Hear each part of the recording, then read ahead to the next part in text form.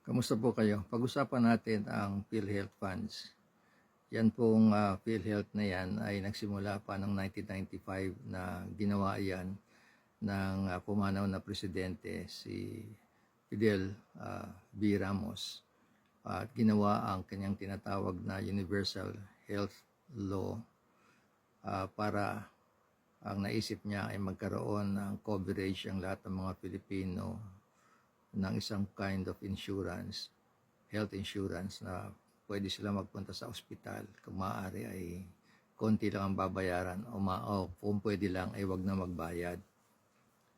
Ngayon, nung 2023, fast track po natin, nagkaroon ng bill ang Congress para sa budget ng 2024 tungkol doon sa tinatawag na pagkuha o paggamit ng mga pera ng mga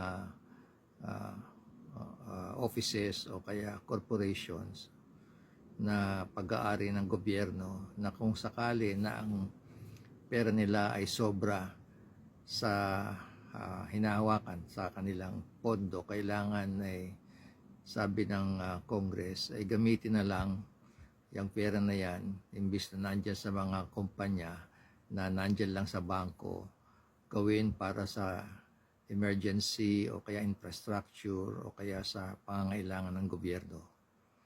Yan ay 2023, nag-submit ang tinatawag na Congressional Committee on Ways and Means at pinasa nila yung bill na yan at naging parte yan ng tinatawag na budget law para sa 2024 budget.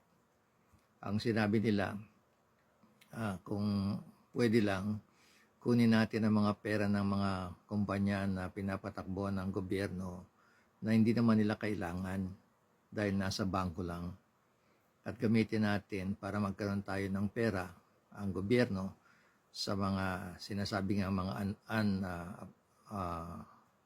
unprogram na mga gagawin ng gobyerno. Yun na, yung pera na yon ay para sa mga kumpanya na pinapatakbo ng gobyerno. Isa sa mga kumpanya na pinapatakbo ng gobyerno ay tinatawag na PhilHealth.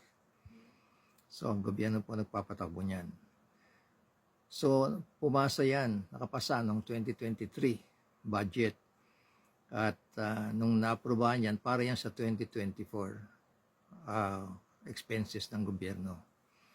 Nung na-aprobahan yan, noong 2023, nagsimula na siyempre ang pag-release ng pera ng budget for 2024 ng January. February 2024, ang Department of Finance nag-issue kaagad ng letter o notice sa PhilHealth na ibigay sa gobyerno ang malaking pera na nasa kanila at nasa bangko lang na nagkakahalaga ng 90 billion. Dun sa 90 billion na yon, to be exact, it's 89.9 billion ang pera ng PhilHealth na nasa bangko na hindi ginagamit. Ang sabi nila, yung 60 billion ilipat na sa National Treasury para magamit ng gobyerno. So February, pinirmahan na yan na ngayon ay Executive Secretary na nga si Recto na dating nasa Department of Finance at inutusan niya ang PhilHealth na dalhin sa gobyerno o i-move sa gobyerno yung pera na yon, mga 60 billion. So nagkaroon ng release yan noong May 2024, August at saka ng October ng 2024, yung 60 pa lang ang naililipat dapat. Dapat yan, 90. Napansin ng mga tao na parang di yata tama na ibigay yung pera na yon dahil kailangan ng PhilHealth ang pera na yon para suportahan ang pangangailangan ng mga Pilipino sa mga ospital at saka sa mga gamit. So nagkaroon yan ng reklamo sa Supreme Court na nanalo naman.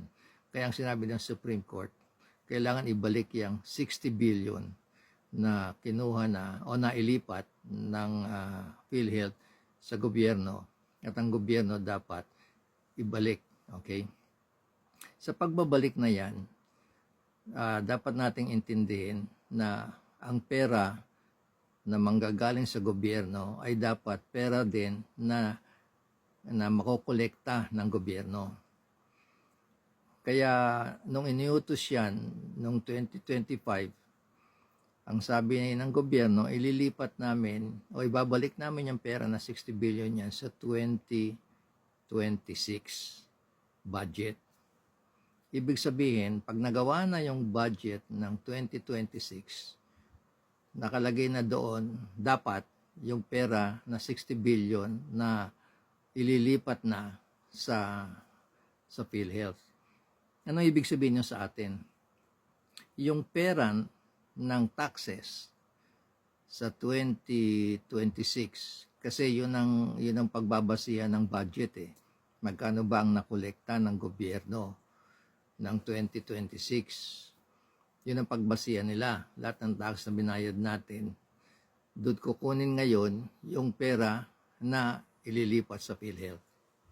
Kaya ngayon ang pinag-uusapan ngayon ng Congress. Ang sabi nga nila, bakit ganon?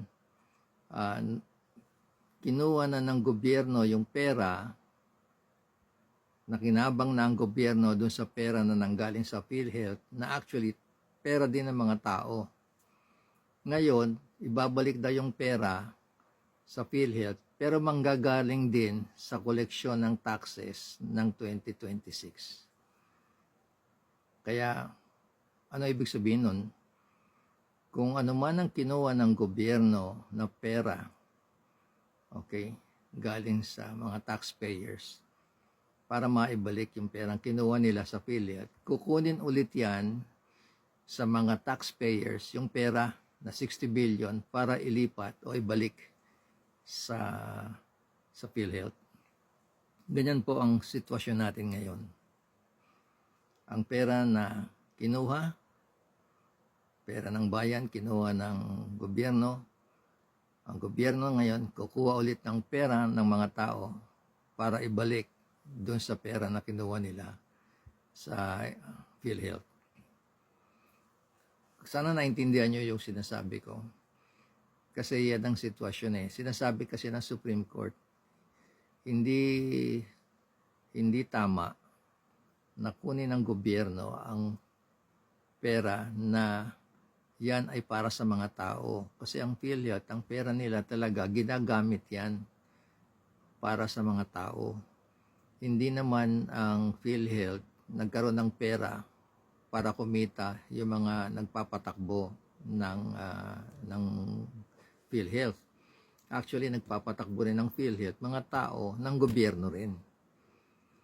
Kaya marami nagsasabi nga baka naman nagkamali lang ang PhilHealth sa management nila. Kasi bakit sila nagkaroon ng karaming extra funds, yung tinatawag nilang excess funds, na hindi ginamit nila para maayos ang serbisyo ng PhilHealth para sa mga Pilipino. Yun ang tinatanong ng maraming tao. Kung sana man lang inayos ng PhilHealth ang pag-manage ng pera ng mga tao para mabigyan lahat ng Pilipino ng tinatawag na healthcare. Actually, yung healthcare na yan, mandatory na. Lahat ng Pilipino dapat meron ng healthcare. Kasi may batas na yun eh.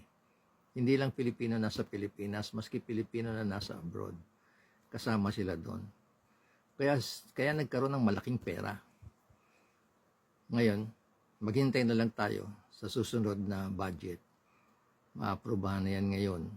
At kukunin next year yung pera rin natin para ibalik yung pera na kinuha ng gobyerno. God bless the Philippines, God bless the Filipinos, and God bless the future Filipinos. Salamat po.